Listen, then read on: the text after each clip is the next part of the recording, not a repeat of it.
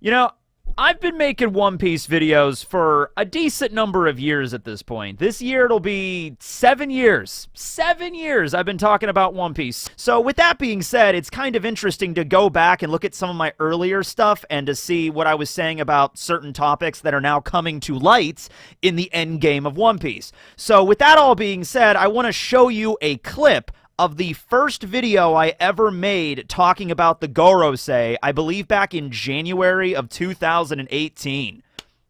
The 5 Elder Stars that are the supreme commanders of the world government. The Marines, the Cypher Pole, the Warlords, these are the guys that are at the top of it all. And would you believe that I actually have secret information that one of them is in fact an alien? Alright, so the Gorosei are aliens, right? Now look, like, probably not, but we don't know exactly, right? And once again, it's just, this was back in 2018, I specifically made this member of the Gorosei, Judge Dreadlocks, into the alien. And now in chapter 1073, we now know that the name of that particular Gorosei member, he's the only one we know the name of so far, Saint J. Garcia Saturn. And last time I checked, Saturn was a planet that was in the solar system. And, you know, I mean, it's a gas giant. I doubt there's any aliens that, like, live on Saturn. Maybe they hop around on the rings. Did anybody ever check Saturn's rings? Did anybody ever check the rings to see if there were aliens, like, jumping around on the rings? I don't know. Maybe there's gas aliens. You ever think of that? I bet you didn't, okay? It's like, oh, it's a gas giant. There's no surface to live on. What if they're gaseous ghosts? What if they're alien ghosts? All right? I'm just throwing out a bunch of ideas that science has nothing to say about, okay? Anyway, so, yeah, we got a name of a Gorosei. I want everybody to just be quiet for a moment and appreciate how big of a deal that is.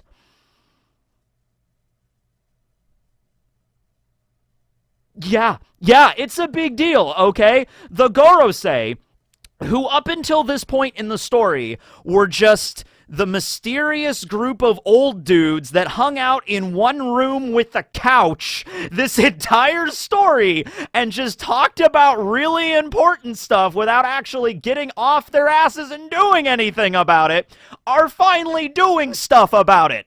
All right, I think more than anything, that is just the level of urgency we're dealing with here after the events of the Reverie, the orders that they were given from Eam. Remember, they all walked in front of Eam and bowed down before his greatness and was like, you know, which light from the world do you wish for us to extinguish, Lord Eam Sama? You know what I mean? And so, yeah, Lord Eam Sama. He has Lord in his name twice. That's how big of a deal Eam is, right? So, after all of those events, they were also talking about the Purge, because the Purge exists in One Piece. Why wouldn't it? I think we could have all established the Purge existed in One Piece like a while ago. We didn't need the Gorosei to confirm that, considering how messed up the world government is. But no, seriously, yeah. So after all of the events happening, they're like, oh god, we gotta actually leave the castle. We actually have to do stuff. Like, you have to think about this. In the context of the One Piece world, when was the last time one of the Gorosei actually left Marijois and went down to the lower realm and traveled around in the Grand Line? It's probably an unprecedented thing that has most likely happened before, but not very often. And when it does happen, it's a big deal, okay? I think the only time that we have seen any of the Gorosei outside of their main room, the Room of Authority, as Eric Cartman would state, was during the flashback with Spondum, back when Spondum was the captain of Squad 5. You know, we're doing Bleach now. When he was the captain of CP5, Spondum spoke with the Gorosei across that, like, fancy lake. Like, there's an artificial pond in Marijois, and the Gorosei were hanging out on the side of the pond and, like, talking to Spondum from across it. You know, that was, like, the only time we saw them, and that still probably is the Room of Authority. It probably just has a nice little fountain and pond off to the side. They can go relax on the veranda, all right? They're the 5 most important, well, according to most of the One Piece world, they're the 5 most important individuals in the world government. They are the world government. They're the rulers of the world. Of course, we know Eam is the supreme ruler of the world, but when it comes to most decisions, it's most likely the Gorosei that make these calls, and now they're heading out. At least one of them is heading out, Saint J. Garcia, Saturn. Just to address some stuff involving the name really quick, it really does seem like the reference Oda is going with here is Jerry Garcia, who is the guitarist for the Grateful Dead, very popular band back in the 80s. And so and a lot of other people were throwing out the ideas of like, oh, okay, are we just going along with like, famous musicians as the references here? Because, I saw that post on Reddit and I was like, oh, Freddie Mercury. I mean, I love Queen. So like, I like Queen in One Piece, but also, Queen is a really good band. So like Freddie Mercury, that works perfectly. Also, just to throw it out there, I know he wasn't a famous musician in the 80s, but he was born in the 80s. Bruno Mars. So we got Bruno Mars, we got Freddie Mercury, Freddie Mercury, and we got, Jerry Garcia, Saturn. So there we go. Why not? There's a bunch of other references Oda could go with. He might just go with famous musician and then planet. That might be it. It might not necessarily be like Freddie Mercury had Mercury in his name. Bruno Mars is not Bruno Mars' real name, but still, it's a stage name. Same difference, right? Okay. So I'm interested in seeing this. So the name is written in katakana. So I was looking at that to see exactly like, okay, how is it written? And the only kanji in the name is the kanji for saint. Okay. Everything else, Jerry Garcia Saturn, is written in katakana, and then the kanji for saint at the very end, which is, included in all of the Tenryubito's names, like Saint Charlo, Saint Roswald, I guess Saint Saturn, or I guess considering he's a member of the Gorosei, probably a lot higher status, you have to address him as Saint J. Garcia Saturn. Like, if you don't, you could end up just getting killed right there. Who knows, right? Very disrespectful. One thing that this isn't probably a big deal, but it was something that I noticed just yesterday when I was looking over everything. So, in order to, like right now, Jerry Garcia Saturn, or J. Garcia Saturn, is on a ship, part of Kizaru's fleet, heading to Egghead. All right, well, we know that he was at, Marijua, because that's where they always are, which means that this member of the Gorosei, J. Garcia Saturn, had to descend from Marijua down the Gondola to the Red Port. Important to keep in mind, not the same side of the red line where Kuma is at right now. Kuma PX0 landed at the Paradise Red Port. Jerry Garcia, it's not Jerry, it's Jerry, damn it. Jerry Garcia is the actual guy that, plays in Grateful Dead. Jay Garcia's is the Gorosei. I'm just going to say Saint Saturn, maybe. I'm sorry for the disrespect. Anyway, so he ascended or descended off to the other side, the New World side of the Red Port, okay? So no issue there. It's not an issue with, like, Saint Saturn shows up and he's going to have to fight against PX0. Like, that'll be really cool. But no, but the thing is, it is a really, really long distance from the New World side of the Red Port all the way to Egghead Island. That is a trip, okay? They will have to pass by every island the Straw Hats encountered up through the New World. So you'd have to go by Punk Hazard and then pass by Dressrosa, and then, oh, there's an elephant. It's like, okay, there's Totland over there, and then Wano, and then finally reach Egghead. I'm just saying, like, this fleet, like, reasonably, unless there's some magical teleportation or some kind of advanced tech to move these ships crazy fast, it's going to take several weeks, probably, for this member of the Gorosei, Saint Saturn, to reach Egghead at the pace that they're going here, okay?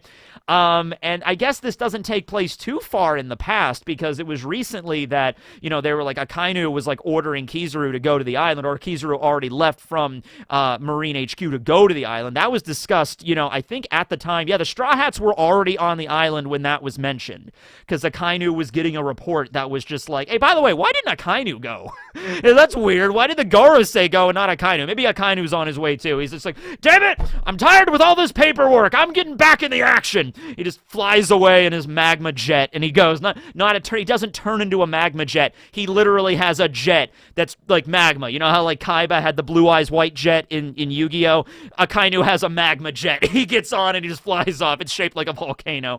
All right, spews magma as he's driving it, You got some early 2000s rock music playing in the background. He's like, don't tell me what you do. He's flying. Okay. So everybody's just arriving at Egghead. So it's going to take a while for Jay Garcia to reach that place, but I'm assuming just skip through the time. The travel time's not a really big issue there. They're all going to reach Egghead. The big thing that I missed in the chapter, things Tekking missed in the chapter, is the Seraphim. All right, so this actually may be the main reason why this member of the Gorosei is going, okay? Because up until now, there was no reason for the Gorosei to get involved in any of this, all right? They could send the Cypher Poles, they could send the Marines, the Admirals to go and do stuff. They didn't need to get involved whatsoever.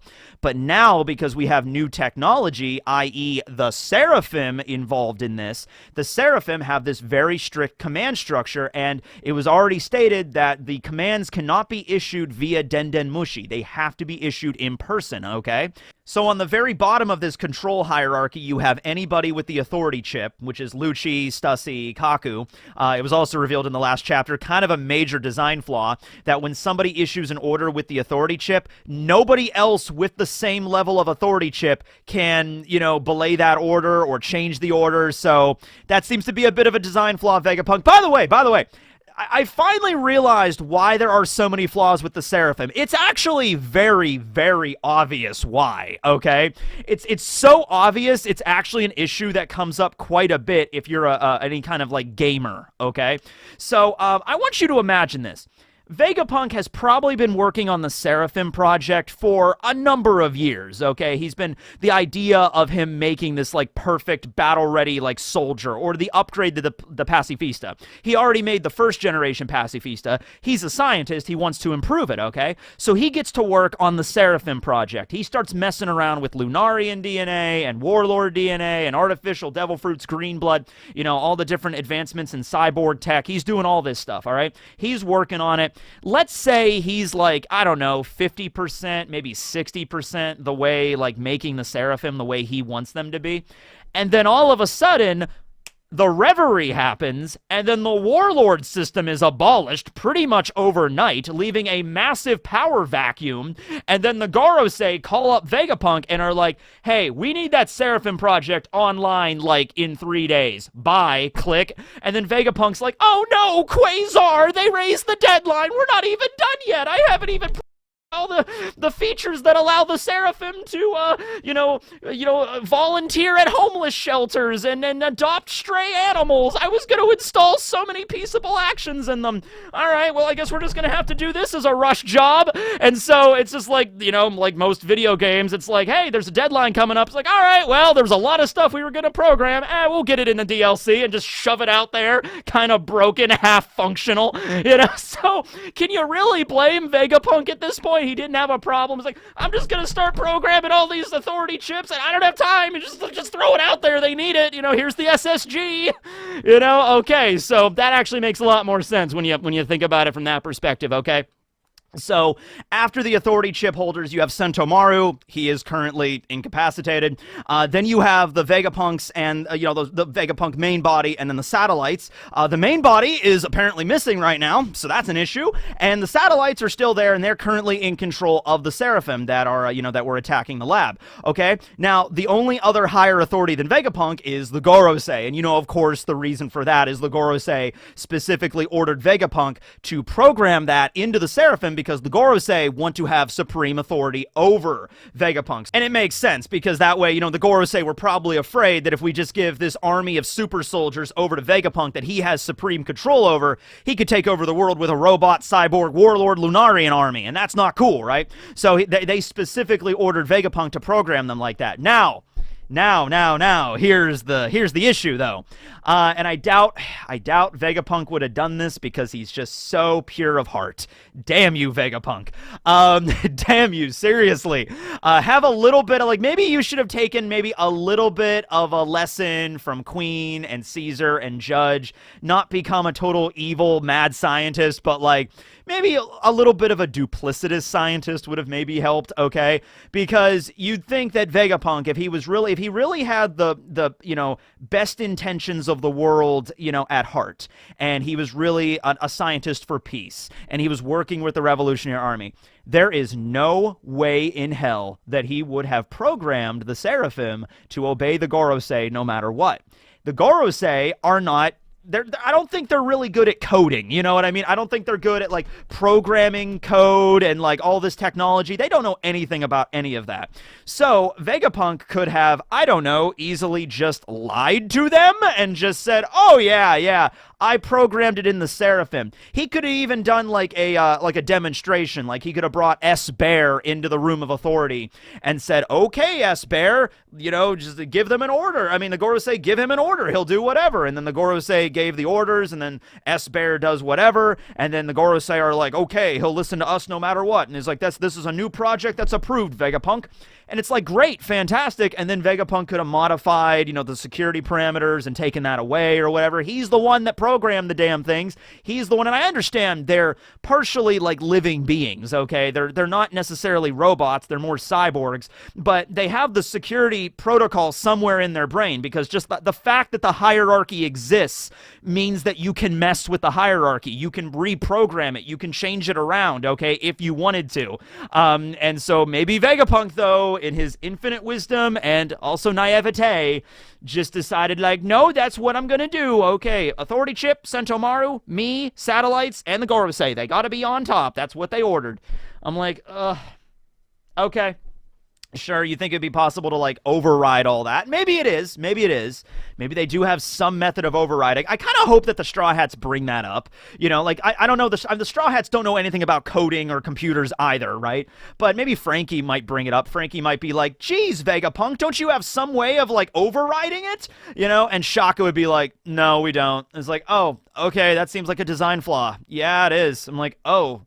Okay, so now we have him arriving on the island to issue an order to the Seraphim. So, a lot of people have been talking about whether or not the Gorosei have Devil Fruit powers, that they have really powerful haki or something crazy. We know Samurai Gandhi has the power of the Shodai Katetsu, has the sword. Well, we don't know for certain, but it's like 95% sure that Samurai Gandhi has the Shodai Katetsu. Now, also, since the Gorosei are getting involved, I mean, definitely. And also, by the way, I'm still, I think, going to use the fun nicknames every once in a while. Everybody in the comments in the review are like, well, guess Tekking can't use the nicknames anymore. It's like, do you know me? Do you know this channel? I'm gonna keep calling Samurai Gandhi Samurai Gandhi. I mean, yeah, once we learn his real name, sure, I'll use that too, but like, he's Samurai Gandhi, you know what I mean? I'm not letting that one go. Okay. So, but my point is, we don't even need to have Jay Garcia Saturn to have, like, some crazy powerful devil fruit. He probably might. I mean, they have never left Marijois. They would have access to anything the world government would want. They're at the very top. They would just have no reason to use their powers. So that's another question. Like, even if they have a really powerful devil fruit, have they been training with that really powerful devil fruit? Like, even if, like, Jay Garcia has, like, some crazy powerful mythical zone, we've never really seen him practicing with it. I mean, maybe they do go train with their powers, but it's like, whatever. I'm assuming Samurai Gandhi can use the Shodai. If he has it, I'm assuming he's a really adept swordsman. Probably not the best in the entire world. Probably not, like, better than Mihawk, but really powerful, suffice to say. But the thing is, Saturn doesn't even need to have a really strong devil fruit, because if he commands the Seraphim, then he has his own little private army of freaking super soldiers that no one else can contest, as long as Vegapunk does not reprogram them or something, which he probably won't, and the main body's nowhere to be found right now. Maybe Shaka could do something, Edison, maybe, but I don't know. So, yeah, he shows up, gives an order to the Seraphim, they all arrive on his side, and that's going to be a problem. All right.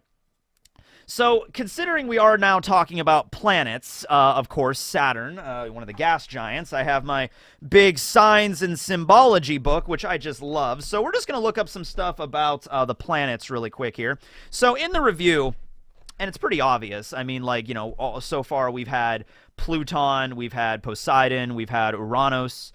Pluton, of course, being Pluto, Poseidon being the Greek term for the Roman god Neptune, which is the basis for the name of the planet, Neptune, and then Uranus, okay? So those are the ancient weapons that we already know about. Also, if you want to throw along with that logic, Luffy is the sun god. There's a lot of references to the sun and the moon in One Piece, so there you go. And now we have a Saturn, okay? So, for the longest time, there were only considered to be 7 planets, and they weren't even all planets back then. But keep in mind, Uranus and Neptune and Pluto were not discovered until much, much later. The ancient Greeks and the ancient Romans and other, ancient cultures that could study the sky, they could see with your naked eye. You could see Mercury, Venus, Mars, Jupiter, Saturn, because they're huge gas giants, okay? And so you can look at the sky, and even if you don't have a telescope or any idea of what these things really are, you can see that these, particular lights in the sky move on a path. I think it's called the ecliptic, where it's like a line of sight where all of the planets rotate, okay? And the name in Latin for planet literally just means wanderer, so they're wandering across the sky, okay?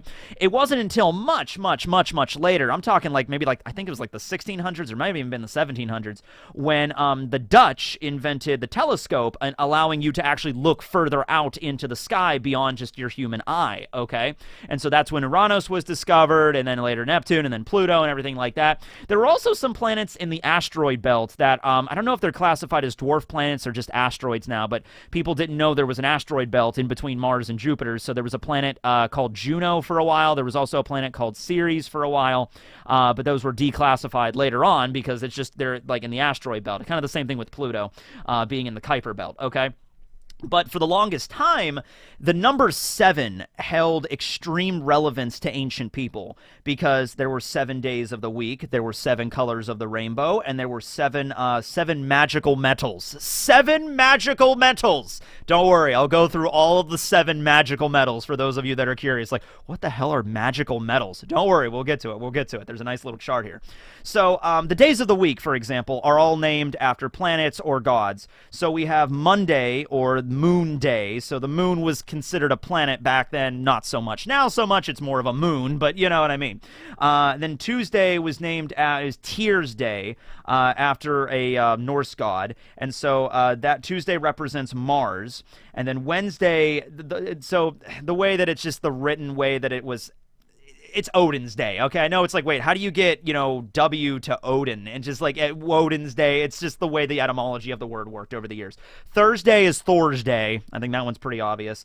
That represents Jupiter. Wednesday represents Mercury. Friday is Freya's Day, and that represents Venus. Saturday is Saturn's Day, represents Saturn, of course. And then Sunday is the sun, obviously. So those are the days of the week, the planets they represent. And the magical metals are Monday is silver, Tuesday is iron, Wednesday is mercury, Thursday is tin, Friday is copper, Saturday is lead, and Sunday is gold. So today is Sunday, so happy Gold Day, everybody. So, down here, we also have some other references here that Saturn represents supervision and patience and perseverance. Okay, and so that's just a little bit of just going into it. Obviously, there's a little bit more. There's a lot more symbology behind the planet of Saturn, what it represents. There's also Saturnalia, which is the festival back in the day that was held around the winter solstice, which actually later evolved into modern-day Christmas, and the date on that, and that was after the god of Saturn, the god of the harvest. Okay, so in Roman teachings, Saturn. In Greek teachings, it was Cronus, not Kronos. Cronus. Very similar sounding names. Kronos is Father Time, way back in the day as the primordial deity. Cronus is a Titan who was the father of Zeus, and then Zeus, Hades, and Poseidon eventually kill. All right, so yeah. Anywho-y-dooey. Yeah, patience and perseverance, though, if you're going to go with that, or perseverance. Was it perseverance or perseverance? I'm not going to go back and check. One of those two. Patience. All right, so, you could look at that like the Gorosei were being very, very patient up until now, but now their patience has waned and they're involved in the story, right? So I think it's going to be I think it's going to be a cluster screw. Honestly, I think it's like, all right, we have the cipher pull there, and everything seems to be going good right now. But then, you know, just when they think everything's okay, they've lost Vegapunk, they've lost Bonnie. Whether or not they're in Kuma's memory world or they went somewhere else, who knows? And then a giant fleet led by an admiral, Kizaru, and one of the Gorosei is going to show up. The Gorosei is going to give the order to the Seraphim. The Seraphim are going to go over on the government side. I think the Straw Hats are going to manage to get away, but now it's like they don't have the Seraphim on their side anymore, okay? And then there's the other Seraphim, like, you know, Doflamingo's Seraphim, Moria's Seraphim, Crocodile's Seraphim, maybe Blackbeard's Seraphim. I doubt he's going to have one, though. And so, you know, maybe they can awaken those and bring them with them or something like that. But it's going to be a rush job. It's going to be like, okay, everything's good. And it's like, oh, crap, Fleet's here. Kizaru's here. Gorosei's here. We got to leave.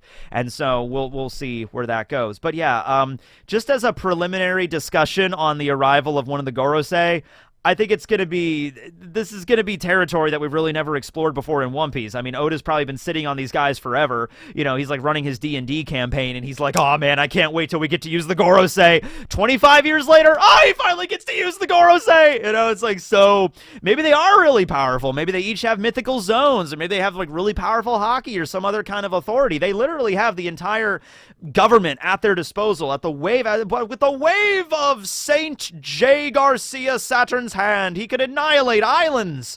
You know, he could summon a Buster Call like that by snapping his fingers, man. I mean, this guy's not to be messed with, although he did say he wanted to have a dialogue with Vegapunk. He did say that, like, oh, I've met Vegapunk a long time ago. Wait, no, yeah.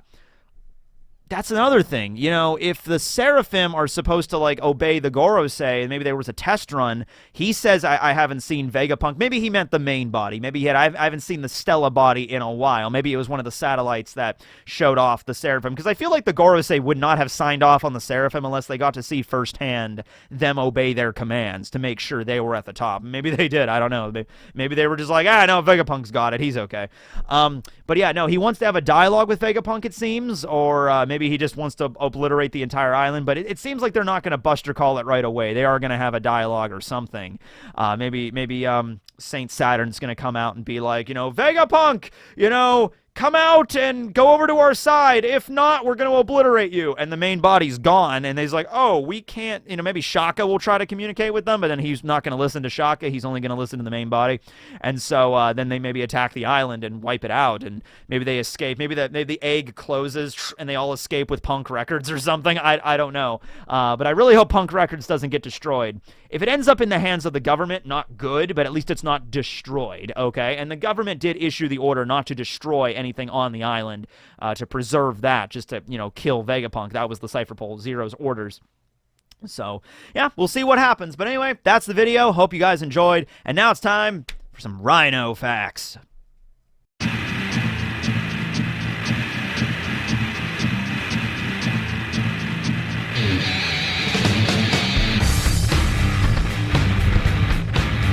All right, so the rhinoceros horn. Okay, let's just talk about that because it's one of the most notable features of the RHINO and also a major issue with poaching right now. So, their horns are made out of keratin, you know, just like, you know, the elephant's tusks, you know, same way, narwhal horns and everything like that. It's a keratinous substance, the same substance that you could find in your fingernails, for instance. So they have really impressive, you know, main horns. There's also a secondary horn that's like a little bit smaller there. The problem with the horn, not the problem with for the rhinos, the rhino likes their horns. They're pretty handy for their, you know, the way they live. However, people, though, throughout history have assumed that the horn has rather magical properties, that it can purify water, it can detect poison. There's a common thing that it can also be used as an aphrodisiac. In modern medicine journals, and even journals that are several hundred years old, there's nothing in there that really says that. Those have been looked over. I feel like, though, throughout all of human history, there's been plenty of cultures at some point that have probably assumed that, like, yeah, you could rip off the horn of one of those rhinos, grind it up, and it makes a really great aphrodisiac. I'm sure at some point some culture has probably thought that, okay? But in modern days, it's a problem because there's really big poaching. Apparently, a lot of this comes from Vietnam. The demand for most of the rhino horns come from the country of Vietnam, so that's where a lot of the poaching, you know, like a lot of the stuff gets shipped there. South Africa, which has 80% of the rhino population on the entire planet, in 2009 issued a ban on rhino horns, but then this was later overturned in 2019. It's a problem because, like, there's a huge black market with this, and it's hard to just get rid of the black market. So the South African government has actually came out and been like, okay, maybe we could figure out a way to have the legal trade of rhinoceros horns, because you have to understand that, like, a lot of times it will, this is the way that it usually goes down. You'll have poachers that'll trank the rhino, knock them out, and then just rip off the damn horn, you know, which will leave this giant gaping wound that will fester, get infected, and eventually kill the rhino, and then they'll trade it on the black market. Now, there is a way that you could remove the horn without killing the rhino. I mean, it's still horrible for the rhino because that's losing a big part of, like, that's their body that you're just lopping off. But a lot of times, you know, they'll trank the rhino and remove it because the idea is like, okay, this black market exists. It's really hard to get rid of it. The least we can at least do is remove the horn in a way that doesn't kill the rhino, just shave off the horn. And so at least that way the rhino is not, it's not going to be poached because it doesn't have a horn. There's no point in poaching it. So the rhino will continue to live, it just won't have a horn, it won't regrow, and you know, the rhino is like, you know, lives half of its life, but at least it's still alive, I guess. So it's a complicated thing, and you can read a lot more about it. I'm reading a lot more about it, so that's what Rhino Facts is really here, and that's what we're doing. So, yeah. Anyway, that's the video. It's kind of a sad note, but Tekking signing out. Just leave the rhinos alone, man.